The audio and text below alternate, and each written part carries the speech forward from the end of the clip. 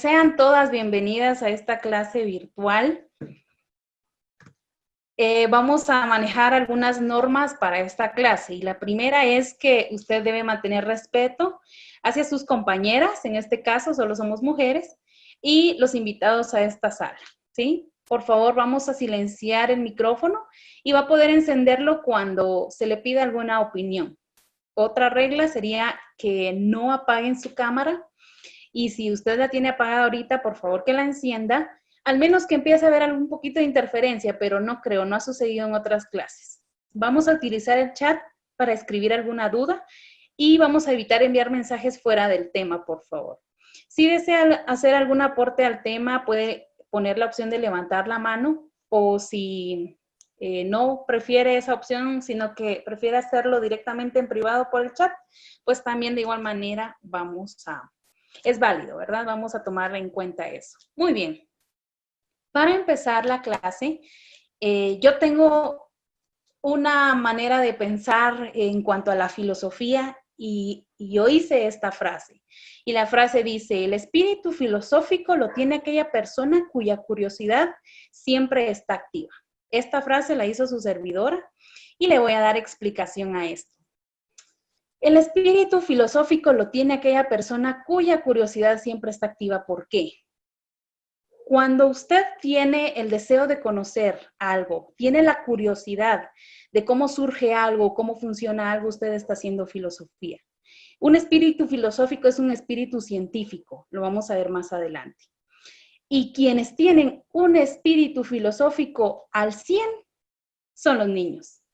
Los niños se están preguntando por todo. Los niños quieren saber la conducta de todo.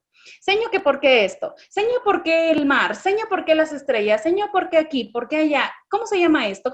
Y ustedes que han estudiado las fases prenatales del niño o las fases evolutivas del niño, se van a poder dar cuenta que a los 3 años es el año de la preguntadera, ¿sí? Ustedes van a tener quizá la oportunidad de trabajar con niños menores de 4 años o de 3 a 4 años. Y el niño tiene curiosidad por todo.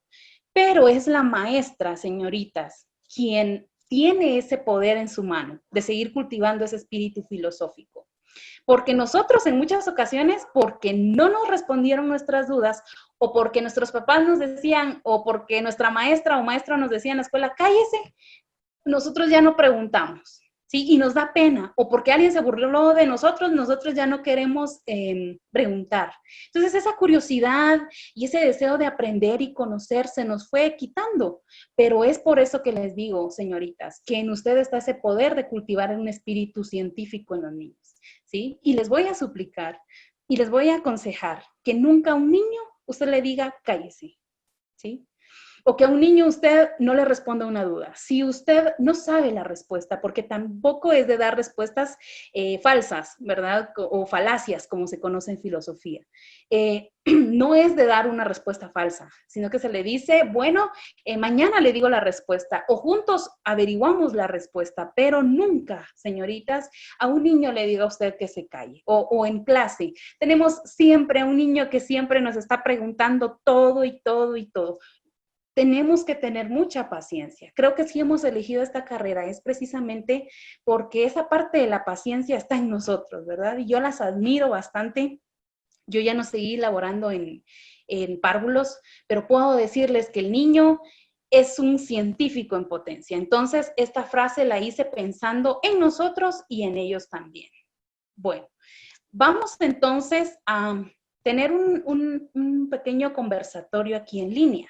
Así que usted va a ingresar ahorita a una página que se llama menti.com.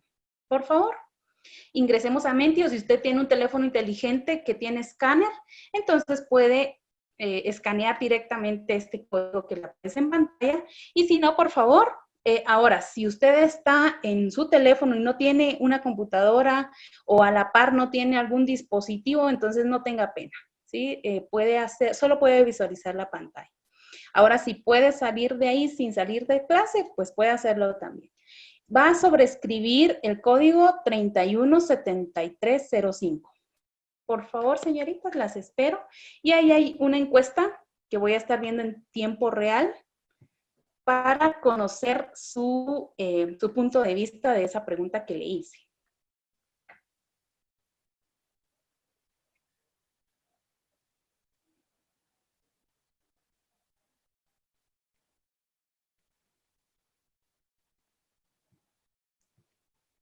Muy bien, las espero. Voy a salir de acá un momento. Y voy a ver en tiempo real qué es lo que usted me ha compartido. Muy bien, creo que nadie me ha respondido hasta el momento. La pregunta dice, bueno, y si no lo voy a hacer verbal también por este medio. Muy bien, ya me respondió alguien. Bueno, la pregunta dice, ¿qué periodo de la filosofía me llamó más la atención? Y esto lo va a responder en base a la pregunta, a la película que ya vieron, del mundo de Sofía.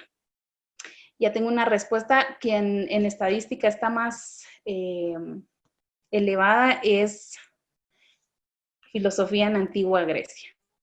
Bueno, entonces mejor voy a preguntárselo verbalmente. A ver, Jocelyn. Activemos micrófono. Cuénteme, de la película que vio, ¿qué periodo le llamó más la atención y por qué?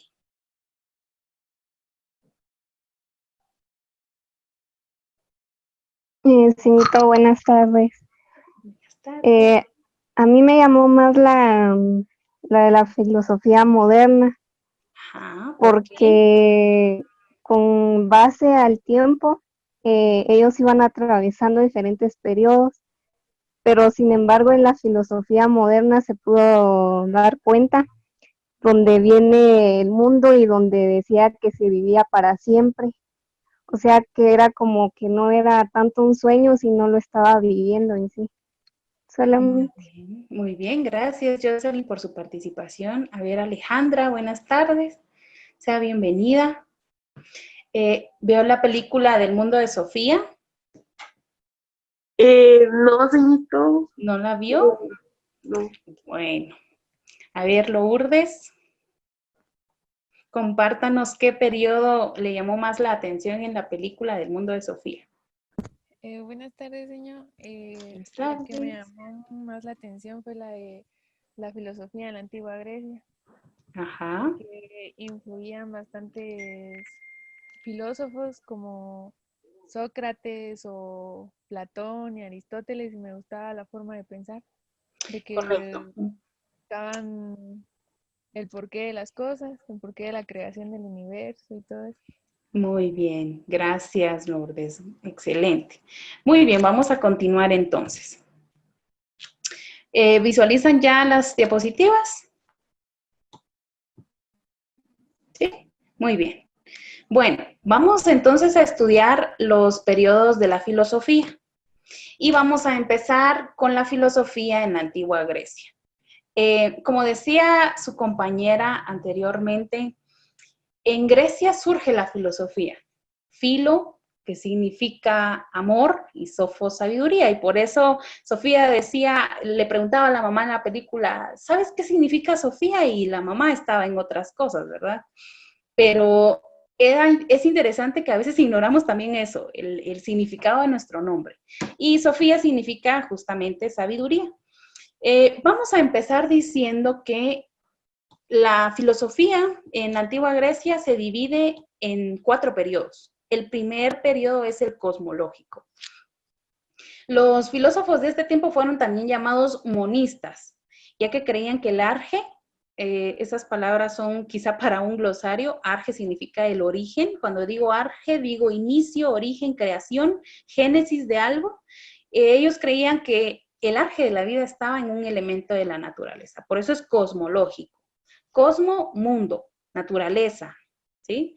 Entonces, el periodo cosmológico se vio dividido por una serie de filósofos que se llamaban monistas.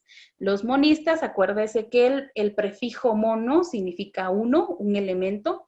Los monistas creían que el arge de la vida, por ejemplo, Tales de Mileto fue un monista que creía que el origen de la vida o el arge de la vida estaba en el agua, ¿sí? Heráclito creía que la vida iniciaba en el fuego. Anaxímenes creía que la vida iniciaba en el aire o en el viento. Demócrito estuvo un poquito más acertado. Es de reconocer que estos grandes pensadores de la antigua Grecia se convirtieron después en las bases que ellos dejaron se convirtieron después en estudios que dieron origen a diversas ciencias. Por ejemplo, Demócrito fue el primero que estudió el átomo y él creía que el origen de la vida empezaba en el átomo y no estaba muy lejos de la realidad porque ya después los estudios se fueron aumentando y fue positiva su teoría. Y Anaximandro creía, este monista creía que el origen de la vida estaba en lo indeterminado, o también le llamaba apeirón, ¿sí? Algo que no se sabía de dónde provenía. Ese es el periodo cosmológico. El segundo periodo de la antigua Grecia, de este periodo, se fue dividiendo por dos etapas. Surgieron entonces un grupo de filósofos que se llamaban los sofistas. Pero les voy a hacer la aclaración. Los sofistas eran sabios, ¿sí? Ellos se dedicaban a enseñar, pero no fueron tomados muy en cuenta o no fueron bien vistos porque en el pensamiento de los filósofos el conocimiento no tenía que ser vendido. Y los sofistas sí eran sabios, por supuesto, grandes conocedores. Como les dije en un video, decir filósofo es en nuestro tiempo decir científico. Solo que antes no se le conocían como científicos, porque fue hasta en 1530 que surgió la palabra ciencia. Entonces, estos sofistas o estos científicos, por decirlo así, en esa época, eran mal vistos porque estaban traficando con el conocimiento. Pero si son tomados en cuenta, 7 sabios de Grecia. El periodo antropológico trata antropo de hombres de hechos de filosofía, que fueron transmitiendo sus conocimientos en toda Grecia. Y si ustedes ven en la imagen que está en pantalla, está Tales, que era de un lugar que se llama Mileto, estaba Solón, que era de un lugar de Grecia que se llama Solón de Atenas, Quilón de Esparta, Periandro de Corinto, Cleóbulo de Lindos, cuando yo digo de, es del lugar de donde ellos eran, Vías de Priene, y Pitaco de Mitilene, ¿sí? Eso no aparece aquí, pero yo se los comento. Entonces, los lugares que fueron seleccionados de Grecia fueron estos. Les repito, Tales de Mileto, este lugar que se llama Mileto. Solón de Atenas, Quilón de Esparta, Periandro de Corinto, Cleóbulo de Lindos, Vías de Priene y Pitaco de Mitilene. Ellos fueron los 7 sabios considerados los más destacados. ¿Por qué 7? Porque acordémonos que 7 en numerología es la perfección, o sea, estaban completos el número de hombres seleccionados en Grecia y que fueron considerados sabios porque creo que dieron el conocimiento sin pedir nada a cambio. Ellos simplemente querían que el mundo saliera, perdón, que Grecia y los habitantes de Grecia salieran de su ignorancia. Hasta aquí voy a hacer un paréntesis porque ¿cuál era el fin de la filosofía en Grecia? Era que se saliera de ese mundo místico, ¿sí? De ese mundo donde se creía solo en cosas que no se podían ver, por ejemplo, o que se creía que, si ustedes investigan un poquito, o me hubiera gustado empezar el curso analizando, por ejemplo, toda la mitología griega, y que Zeus cuando estaba enojado, que hacía caer un trueno, o que cuando Zeus hacía enojar a Artemisa, ella lloraba y por eso se daba la lluvia. Entonces, ese tipo de creencias en Grecia dieron origen, por ejemplo, llegó un momento en el que la gente se preguntó si eso era cierto o no, y ahí fue donde surgió, por esa curiosidad de querer conocer el mundo, por ejemplo, en el periodo cosmológico, surgen estos filósofos para investigar si es cierto o no. Entonces, llegamos al periodo ontológico sistemático, y aquí le damos la bienvenida, por decírselo así, al padre de la filosofía, a Sócrates. El periodo sistemático fue conformado por las teorías de este gran hombre, que fue el científico del universo, el máximo exponente, el máximo pensador. Y este filósofo dominaba las ciencias porque hizo investigaciones de las ciencias como no tienen idea. Y lo más interesante, chicas, de Sócrates, a mí se me hace muy interesante de Sócrates, un ejemplo de humildad intelectual y, por supuesto, personal. Sócrates hizo una premisa o hizo una frase que dice, yo solo sé que no sé nada. Y cuando Sócrates dijo que solo sabía que no sabía nada, no era porque no supiera nada. Él fue el que descubrió casi todo de todas las cosas. Lo dijo una persona que descubrió muchas cosas y que al final de sus días dijo, yo solo sé que lo poco que aprendí en la tierra no es nada comparado con lo que hay que aprender. Así se resume la frase. Imagínense llegar al momento de la vida en el que usted termine sus estudios, no solo a nivel medio, universitario, que usted tome de repente alguna otra carrera, un posgrado, y que usted diga, en todo este tiempo no aprendí nada, pero que no lo diga porque no sea cierto, sino que porque su humildad llegue a reconocer que lo que usted pudo aprender hasta ese momento no es nada comparado con lo mucho que hay que seguir aprendiendo. Y ese es precisamente esa frase de Sócrates me encanta, porque nos tiene que instar a seguir conociendo, a que si, bueno, yo me quedé en este nivel, puedo seguir aprendiendo más y que lo poquito que yo sepa de algo, lo pueda compartir, pero también que siga aprendiendo. Eso es lo que me da a entender Sócrates, que tengo que seguir aprendiendo, preparándome. Y miren, chicas, voy a hacer un paréntesis acá. Cuando surgieron, por ejemplo, las parvularias en Guatemala, las técnicas y métodos de enseñanza eran diferentes. Estamos en una época donde el niño ya aprende con celular y que si usted no se está preparando constantemente, el niño le va a ganar hasta en tecnología, ¿sí? Y que lo que usted le vaya a enseñar pueda que él ya lo sepa. Entonces, usted tiene que ir más avanzada incluso y avanzado que el niño. Entonces, Sócrates nos invita a esto, a seguir aprendiendo. Algo que quizá usted lo sepa o no lo sepa, pero se lo recalco, es que Sócrates fue el maestro de Platón.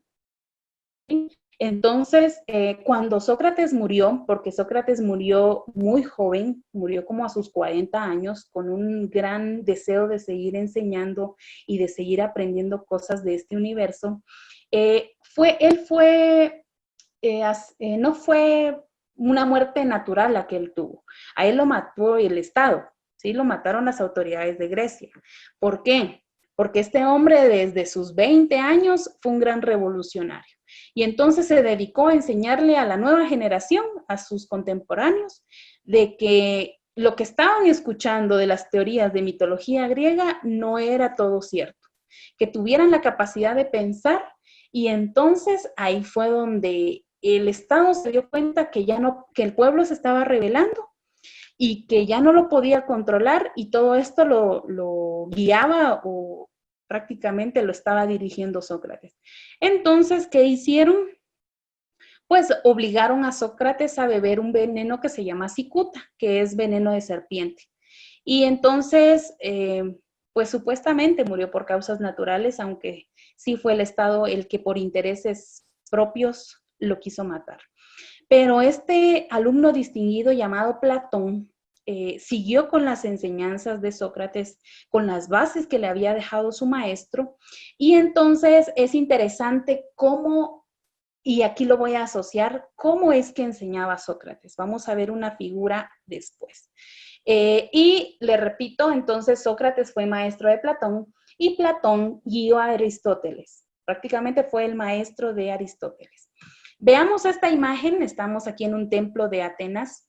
Están congregados varios sabios, pero hay algo que me parece interesante de Sócrates, y es la manera de enseñar. Sócrates seguía mucho el modelo de Jesucristo para enseñar, y es un buen ejemplo para nosotras todavía que somos maestras. Sócrates no tenía una escuela, ¿sí? Sócrates la intención de él no era reunir un grupo de estudiantes y que estuvieran en cierto lugar, ¿verdad? Sócrates enseñaba en la calle, o sea, él iba caminando y decía, bueno, miren esta flor, esto crece así. Él pasaba horas y horas observando la conducta de ciertos objetos o elementos de la naturaleza. Y entonces él, a medida que iba caminando, así como Jesucristo, él iba enseñando, viendo con elementos de la naturaleza. Señoritas, en los niños es igual. Usted tiene que propiciar ese contacto con la naturaleza en sus niños.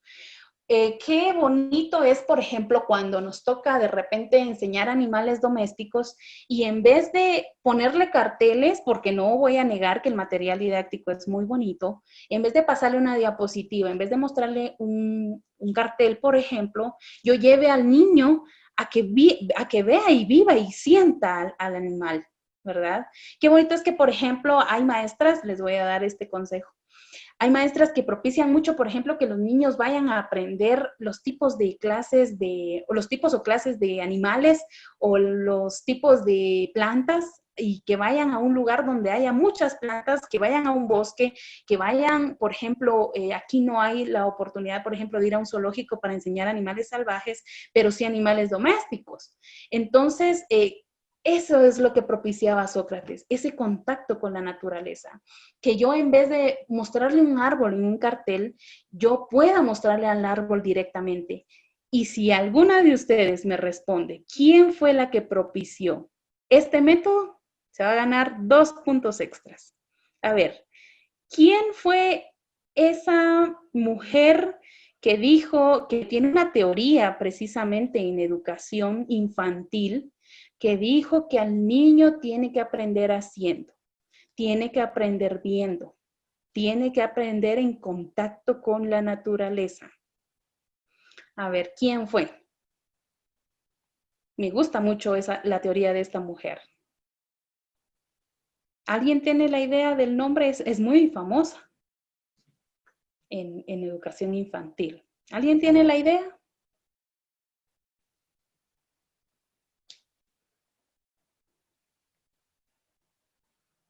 Bueno, María Montessori.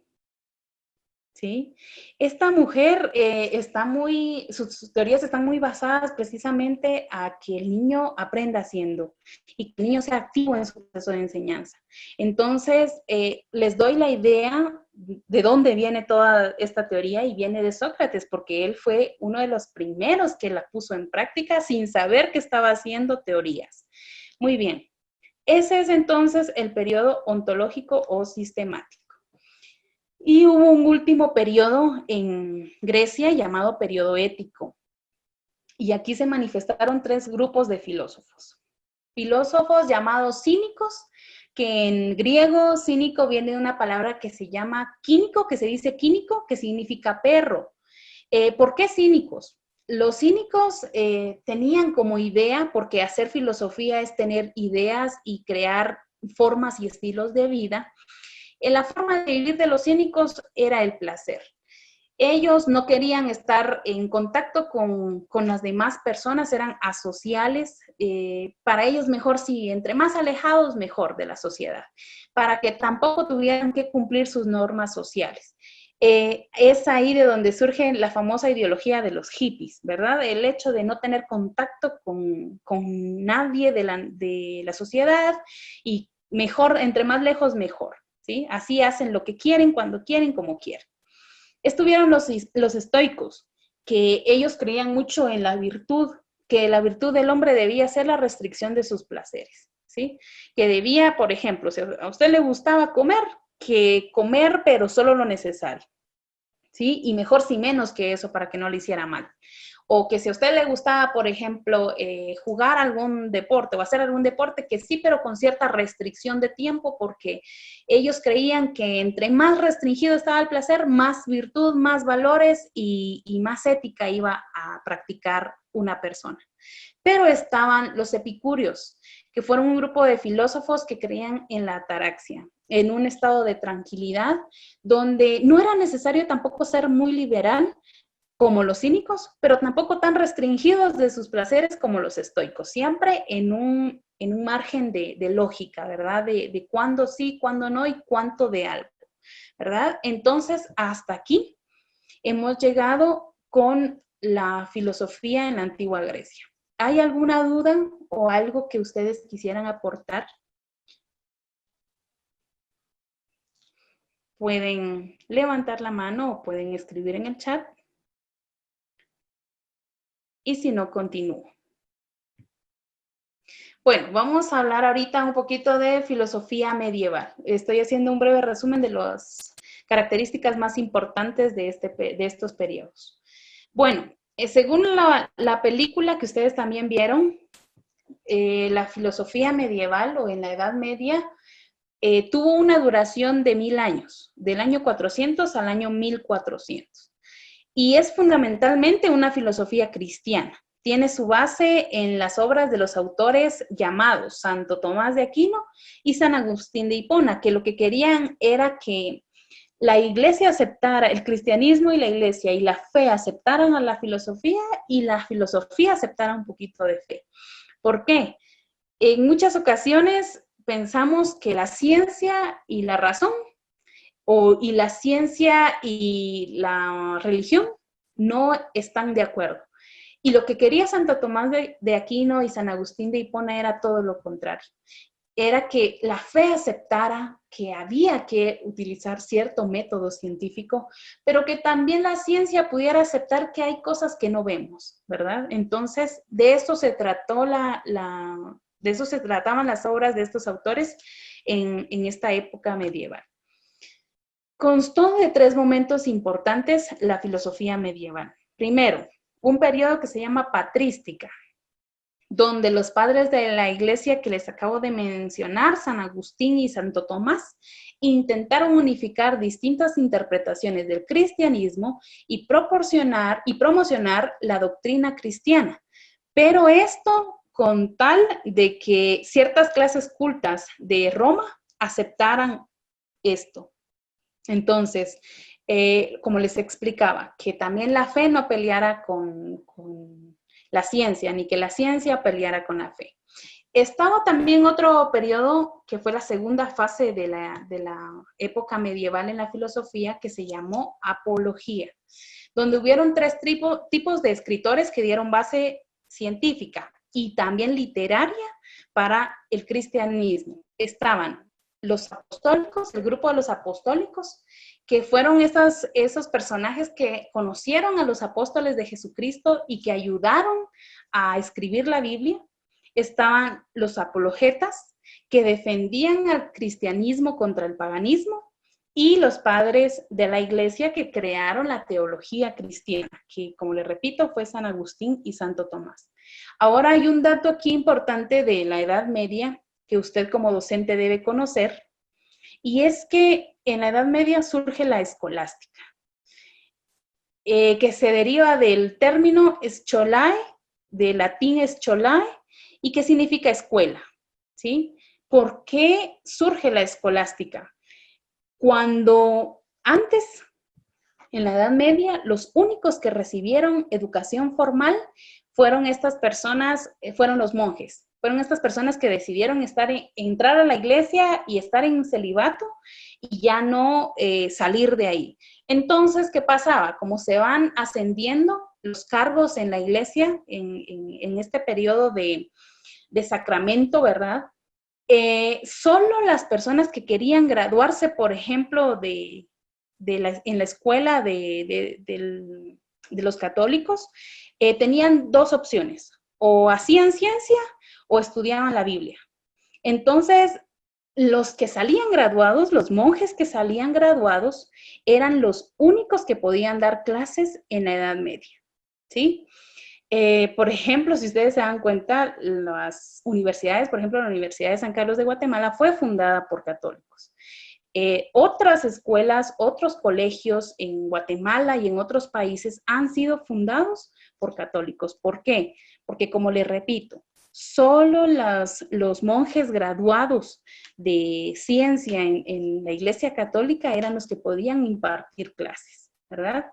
Entonces, por eso es que ustedes de repente van a ver algún tipo de científico que es católico o que era monje, ¿verdad? ¿Por qué? Porque solo ellos recibieron educación en ese tiempo. Vamos a hablar ahora de la filosofía del Renacimiento y para los científicos, ya ahorita esta palabra sí se utiliza aquí, para los científicos del Renacimiento, la Edad Media fue, a ellos la llamaron o la apodaron la Edad Oscura.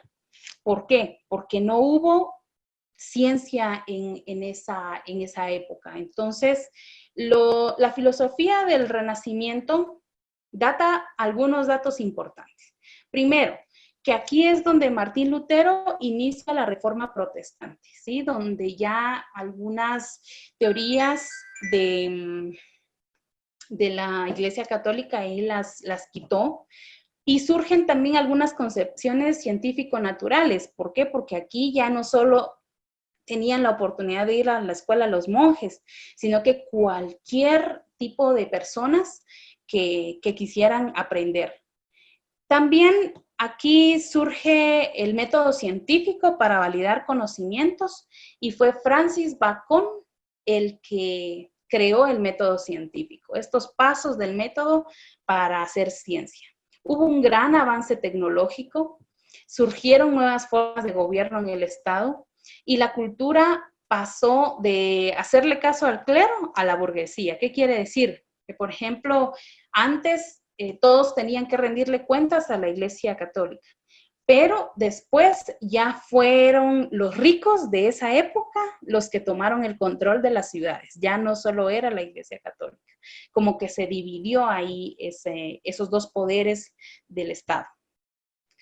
Y entonces vamos a ver que del año, bueno, les decía que la filosofía en la Edad Antigua o en la antigua Grecia fue incluso 3 siglos antes de Cristo y siguió después. En el año 400 a 1400 fue la Edad Media y del año 1500 en adelante empieza entonces el Renacimiento. Y por eso es que vamos a ver algunos nuevos inventos, descubrimientos, avances y creaciones que surgieron en esta época. Por ejemplo, el reloj mecánico, el telescopio, fue inventado por Galileo Galilei en 1600 porque ya se podía hacer ciencia, ahí ya no estaba limitado ese conocimiento.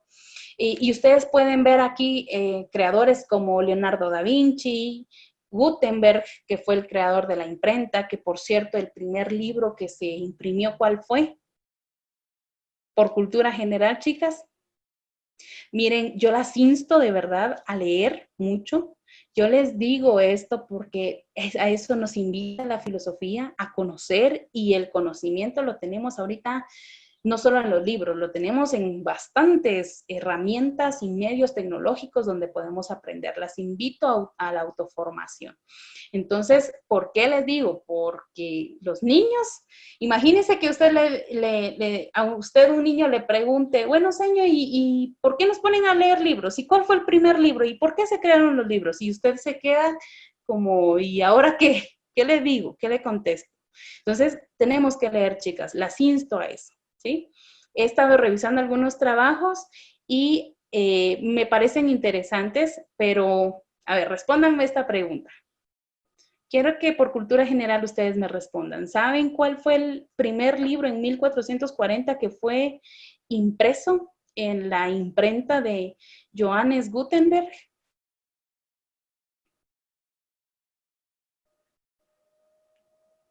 Fue la Biblia. Porque Martín Lutero pasaba la Biblia a mano. Entonces, para evitar estar pasando la mano, se asoció con Gutenberg y ahí fue donde se imprimió por primera vez la Biblia completa. ¿Sí? Fue el primer libro, por eso surgió la imprenta, para evitar estar pasando a mano toda la Biblia, ¿verdad? Y entonces, cuando se creó la imprenta, fue un gran avance científico. Imagínense qué hiciéramos nosotros sin libros, sin impresoras, sin fotocopiadoras, tuviéramos que hacerlo todo a mano. Bueno, y otros inventos, como les decía, el telescopio, fue un gran avance para la pintura, para la música, para la literatura, el microscopio de Zacharias Hansen, pero les voy a aclarar esto. El microscopio lo perfeccionó Zacharias Hansen en 1590, pero antes ya había, Robert Hooke ya había hecho un pequeño microscopio casero, ¿sí? Con un vaso de vidrio, que podía ver él al fondo de este cristal, cómo iban aumentando las cosas a medida que él se iba acercando. Entonces, él ya había hecho un pequeño descubrimiento de este, pero fue Jensen el que mejoró el microscopio. Muy bien. Y aquí viene su tarea. Si ustedes se dieron cuenta en lo que les publicaron esta semana, había que hacer un cuadro comparativo de los hechos claves del Renacimiento. Entonces, usted me va a hacer un cuadro comparativo donde me diga cuál fue el enfoque teocéntrico o las características del enfoque teocéntrico que lo vimos en la Edad Media y el enfoque antropocéntrico o humanista que tuvo el Renacimiento. Es muy simple el cuadrito. Le repito, solo va a ser la comparación del enfoque teocéntrico con el enfoque antropocéntrico. Y estos fueron los hechos más claves del Renacimiento, ¿sí? Lo que se dejó de la Edad Media y lo que surgió en la filosofía del Renacimiento. No sé si ya copiaron. ¿Sí? Muy bien. Así lo tienen que hacer y yo les voy a habilitar ese espacio. Y por último, entonces, tenemos a la filosofía moderna. La filosofía moderna es lo que nosotros vivimos ahora. Tenemos bastantes herramientas tecnológicas y es lo que veremos nosotras más adelante. Veremos los campos de la filosofía, qué ciencias surgieron después de la filosofía, porque ya no fue filosofía, sino que fue ciencia, y las corrientes filosóficas guían investigaciones. Por ejemplo, cuando usted haga una tesis, se tiene que ir por una corriente filosófica, por una corriente científica que va a guiar su investigación. Si ustedes están haciendo seminario, pues inconscientemente están haciendo una tesis pequeñita, una tesina, podríamos decir. Y entonces esa investigación tiene que tener un enfoque, ¿sí? Pueda que me enfoque más en la escuela, me voy a enfocar más en necesidades del estudiante, me voy a enfocar más en necesidades de recursos, de metodología, y esas son corrientes filosóficas, ¿sí? Objetivismo, subjetivismo, idealismo, materialismo y todas estas que nosotros vamos a estudiar más adelante y de manera muy concreta. Entonces, espero que este pequeño resumen que les di de los periodos de la filosofía les haya servido para entender más la película, que ustedes hayan ampliado sus conocimientos. Y como les digo, chicas, las insto de verdad a que tengamos ese espíritu filosófico de querer conocer, ¿sí? De ampliar nuestros conocimientos, porque acordémonos que nosotros somos formadoras, que en nuestras manos está el conocimiento ahora de nuestros estudiantes.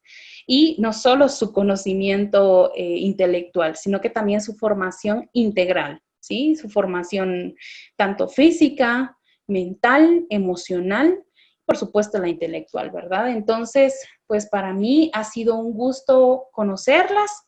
Espero resolverle algún tipo de duda, si la tiene o si hay, y si no, pues estoy para servirles en lo que ustedes deseen. Uh-huh.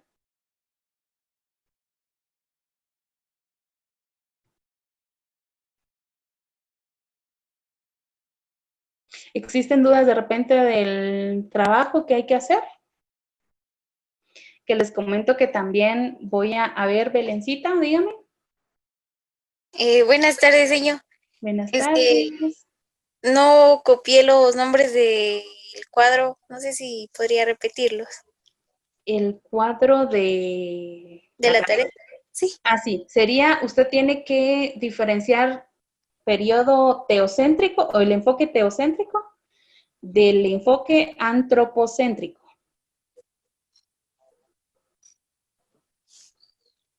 Uh-huh. Gracias, señor. Vaya. ¿Alguien más tiene alguna otra duda?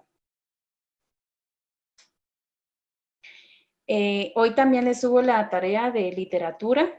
Es sobre los tipos de texto. Ya también les voy a comentar de qué se va a tratar su evaluación de ambos cursos. Como les digo, este espacio pueden aprovecharlo también para preguntar sobre algo que tengan duda de cualquiera de los cursos, también aprovechando el tiempo. Ya están calificadas sus tareas también, les cuento. Participen en el foro, que muy pocas han participado en el foro, creo que solo 2. Las insto en el foro de literatura que participen también porque siempre va a tener una ponderación.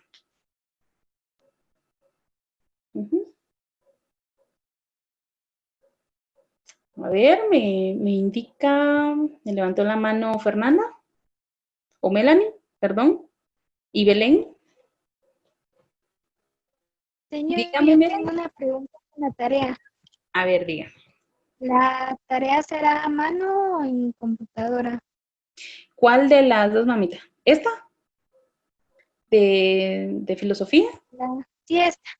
Sí, esta puede hacerla usted en el Sí, cuaderno o si a usted es más fácil manejar la tecnología y lo quiere hacer en Word o en Excel, también puede mandármelo así. Yo le voy a habilitar la página, ya ve que ahí usted puede subir tanto archivos de cualquier clase. Entonces, si para usted es mejor tomarle una foto, entonces puede hacerlo también, si lo va a hacer a mano. Si no, en un documento, como usted desee.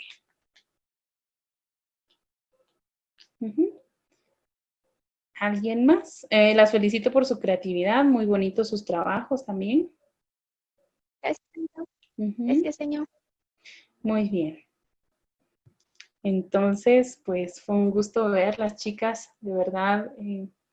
Como les decía, me alegra conocerlas, aunque sea a distancia. Espero poder tener ese contacto con ustedes de alguna u otra forma.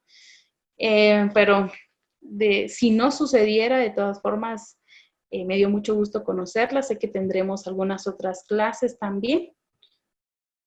Y cualquier duda, en un mensajito personalmente me indican.